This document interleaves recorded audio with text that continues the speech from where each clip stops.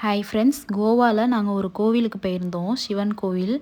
அந்த கோவிலை பற்றி தான் உங்கள்கிட்ட நான் ஷேர் பண்ணிக்க போகிறேன்.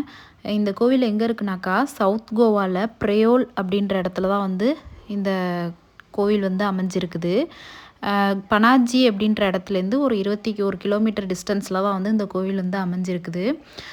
இப்போது வெளியிலே அர்ச்சனை ஜாமா எல்லாமே இருந்தது. ஸோ நாங்கள் அதை வாங்கிட்டு கோவிலுக்குள்ளே போயிட்டுருக்குறோம்.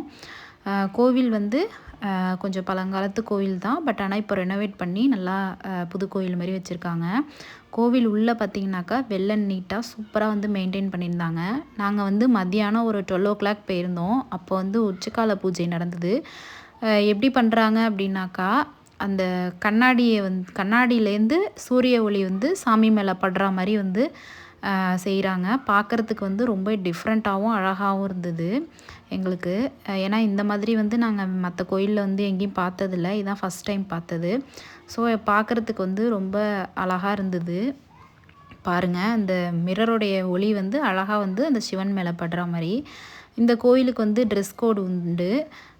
சாரீஸ் தான் வியர் பண்ணணும். அதேமாதிரி ஜென்ஸ் தோத்தி அது மாதிரி தான் வியர் பண்ணணும் அப்படின்னு சொல்லி ட்ரெஸ் கோட் கொஞ்சம் போட்டிருந்தாங்க.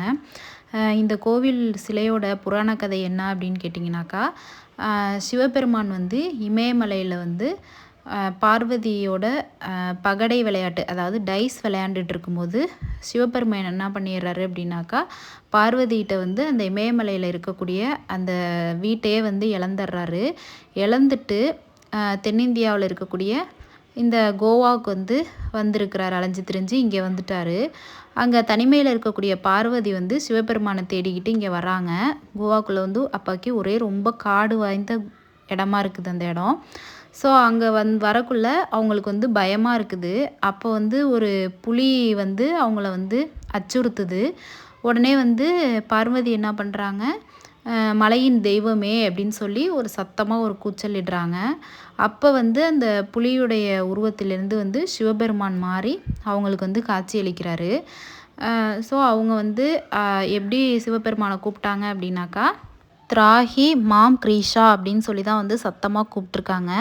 இந்த பேரே மாம் கிரீஷ் அப்படின்ற வார்த்தையிலேருந்து மங்கேஷி அப்படின்ற ஒரு சிவனுடைய பெயராக குறிக்கப்பட்டிருக்கு அப்படின்னு சொல்லி புராண கதையில் சொல்கிறாங்க. கோவிலுக்கு வெளியில் பார்த்திங்கனாக்கா ஒரு அழகான தெப்ப குளமும் இருந்தது. அந்த குளம் பார்க்குறதுக்கு ரொம்பவே அழகாக இருந்தது. கோவில் உள்பிரகாரமும் சரி வெளிப்பிரகாரமும் சரி பார்க்குறதுக்கு ஒரு சூப்பரான ஒரு அமைப்பில் இருந்தது. இதுதான் கொடிமரம். அந்த கொடிமரமும் பார்க்குறதுக்கு நம்ம ஊர் கொடிமரத்தை விட அங்கே உள்ளது பார்க்க வித்தியாசமாக இருந்தது. அதை சுற்றி நிறைய சின்ன சின்ன சுவாமி சிலைகள்லாம் அமைச்சிருந்தாங்க. அதுவும் பார்க்க நல்லா இருந்தது. திருவிழா டயத்துலலாம் பார்த்திங்கனாக்கா அந்த கொடிமரத்தில் ரொம்பவே அழகாக ஜோடித்து அழகாக அந்த கொடிமரம் காணப்படும் அப்படின்னு சொல்கிறாங்க. எங்களுக்கு இந்த கோயிலுக்கு போன எக்ஸ்பீரியன்ஸ் ரொம்பவே பிடிச்சிருந்தது. ஏன்னா நம்ம ஊர்லேருந்து வேறு ஒரு ஊருக்கு போயிட்டு டிஃப்ரெண்ட்டான ஒரு கோவிலை பார்த்தோம் அப்படின்ற ஒரு சந்தோஷமும் எங்களுக்கு இருந்தது. பார்த்துட்டு நாங்கள் அப்படியே கிளம்பிட்டோம். உங்களுக்கு வீடியோ பிடிச்சிருந்தது அப்படின்னாக்கா லைக் பண்ணுங்கள், ஷேர் பண்ணுங்கள், மறக்காமல் சப்ஸ்கிரைப் பண்ணுங்கள். தேங்க்ஸ் ஃபார் வாட்சிங்.